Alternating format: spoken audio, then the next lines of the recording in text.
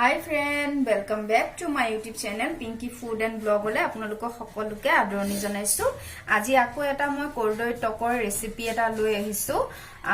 কৰ্দৈ মিঠা জ্বলা চাটনি বুলি কলেও হ'ব বা টক বুলি কলেও হ'ব আৰু মই কৰ্দৈ টক বুলিও কওঁ। তো সেই কাৰণে কৈ দিছো এয়া তাৰ কাৰণে মই লৈ লৈছো তিনিটা কৰ্দৈ কাৰণ কৰ্দৈখিনি যেতিয়া বনোৱাৰ লগে লগে অকমান হৈ যাব আৰু মই যেটো কৰ্দৈ খাস থাকে এটো কাটি আতৰাই লৈছো আৰু বাকি ধুই লৈছো। তো এতিয়া মই কৰ্দৈখিনি এইদৰে পিচবিলাক কৰি লম। এইদৰে পিচবিলাক কৰি লম আৰু এটো হৈছে 5 মিনিটত হৈ যায়, খুব সোনকালে হৈ যায়, বেছি টাইম নালাগে, খাই খুব ভাল লগা এটা কৰ্দৈ টকৰ ৰেচিপি আপোনালোকৰ লগত শেয়াৰ কৰিবলৈ ওলাইছো আৰু বেছি হেৰিও নাই, মানে বেছি মেহনতো কৰিব নালাগে। এনে কৰ্দৈটো আচাৰ খোৱাৰ বাদে বিশেষ এনেকে খোৱা নহয় কাৰণ বহুত কেহা লাগে। তো এইদৰে যদি আমি ভাতৰ লগত অকমান মিঠা জ্বলা চাটনি বা টক বনাই লওঁ খাই খুবেই ভাল লাগিব। তো এইদৰে মই গুটেইকিটা কাটি লওঁ, তাৰপিছত আকৌ আপোনালোকক দেখাই আছো। তো ফ্ৰেন্ড মই এইদৰে কৰ্দৈখিনি ধুনীয়াকে কাটি ললো টুকুৰা টুকুৰ কৰি আৰু এফালে গেছ অন কৰি কেৰাহীটো বহাই দিছো আৰু কেৰাহী গৰম হওঁতে দি দিম মই অকমান তেল। এই ৰেচিপিটোত ফ্ৰেন্ড তেল একেবাৰে বেছি নালাগে, ইয়াতে এচামুচতকৈও কম তেল আছে, খুব বেছি তেল দিব নালাগে আৰু বেছি তেল খোৱাটো ভালো নহয়।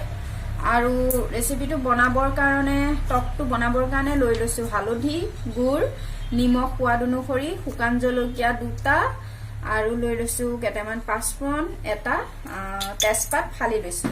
এতিয়া আমাৰ তেল গৰম হওঁতে দি দিম পাঁচফোৰণখিনি আৰু লগতে তেজপাত, শুকান জলকীয়া এইকেইটা গোটেইকেইটা বস্তু দি দিম আৰু দিয়াৰ পিছত অকমান লৰাই লওঁ আৰু পাঁচফোৰণৰ, শুকান জলকীয়া, তেজপাতৰ ধুনীয়া যেতিয়া গোন্ধটো সুগন্ধ বিলাই পাকঘৰত ইমান যে ধুনীয়া লাগে, আপোনালোকে বাৰু ভাল পায়নে? মই যে খুব ভাল পাওঁ। আৰু এতিয়া এনেকুৱাতে দি দিম কৰ্দৈখিনি।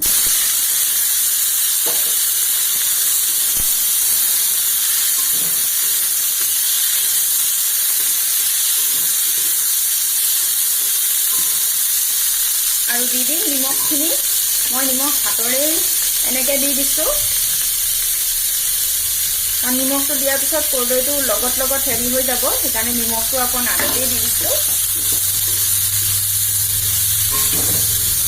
আৰু এইখিনি লৰাই দিম নিমখটো দিয়াৰ পিছতে।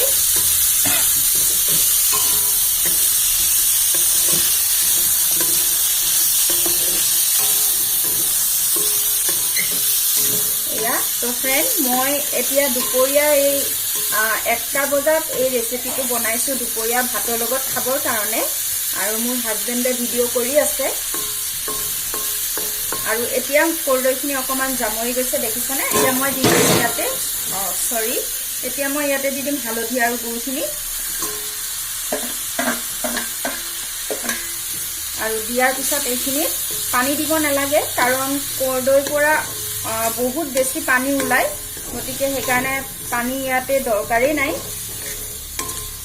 আৰু গেছটো মই সিম কৰি এইখিনি 5 মিনিটৰ কাৰণে ঢাকনখন লগাই দিম। তো ফ্ৰেন্ড 5 মিনিটৰ পিছত এয়া মই ঘূৰি আহিছো আৰু ঢাকনখন দাঙি পেলাই চাইছো, এয়া দেখিছানে আমাৰ পুৰাপুৰি হেৰি কৰ্দৈ টক নহবাটো মিঠা জ্বলা চাটনি ৰেডি হৈয়ে গৈছে আৰু দেখিছেনে পানী কিমান ওলাইছে। আৰু ইয়াতে মই এতিয়া দি দিম অকমান জলকীয়া গুড়া। এইটো অপচনেল হয়, জ্বলা নাখালে নিদিলেও হ'ব। এটা কেঁচা জলকীয়াটো মই দুফাল কৰি দিছো আৰু দি দিম অকমান জিৰা ধনিয়াৰ গুড়ি, একেবাৰে অকমান। আৰু মিঠাটো আপোনালোকৰ সোৱাদ অনুসৰি দিব, মই সেইটো কথা ক'বলৈ নহলে। আমাৰ ঘৰত অকণ মিঠা হলে বস্তুবিলাক ভাল পায়তো, তো মই অকমান মিঠাটো বেছিকে দিছো আৰু গুড় নাথাকিলে চেনিও দিব পাৰে। আৰু কৰ্দৈখিনি ধুনীয়াকে সিজিয়ে গৈছে, এতিয়া মই অকমান এইদৰে হেতাৰে ধুনীয়াকে ভাঙি দিম। ভাঙি দিলে খাই ভাল লাগিব, সোৱাদটো ধুনীয়া হ'ব। এয়া দেখিছে আৰু কেঁচা জলকীয়াটো দিছো কেঁচা জলকীয়া এটা ধুনীয়া গোন্ধ যেতিয়া আহি থাকিব তেতিয়া খাই ভাল লাগিব হেতু কাৰণে কৰ্দৈটো সকলো ঘৰত থাকেই আৰু সকলোৱে আচাৰহে বনায় এনেকুৱা ধৰণৰ যদি আপোনালোকে চাটনি কোনো নাই খোৱা এবাৰ খাব যিসকলে খায় তেখেতসকলেতো গম পায়ে এইদৰে মই কৰ্দৈখিনি ধুনীয়াকৈ অকণমান ভাঙি লওঁ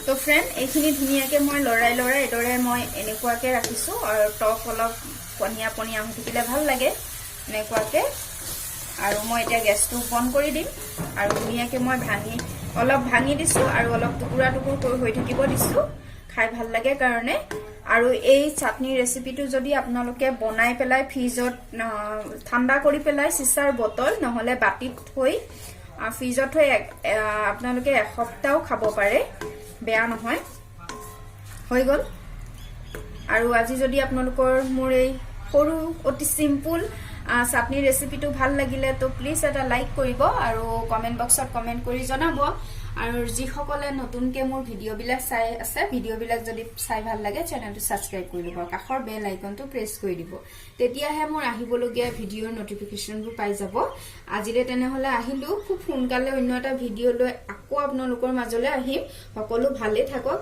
বাই বাই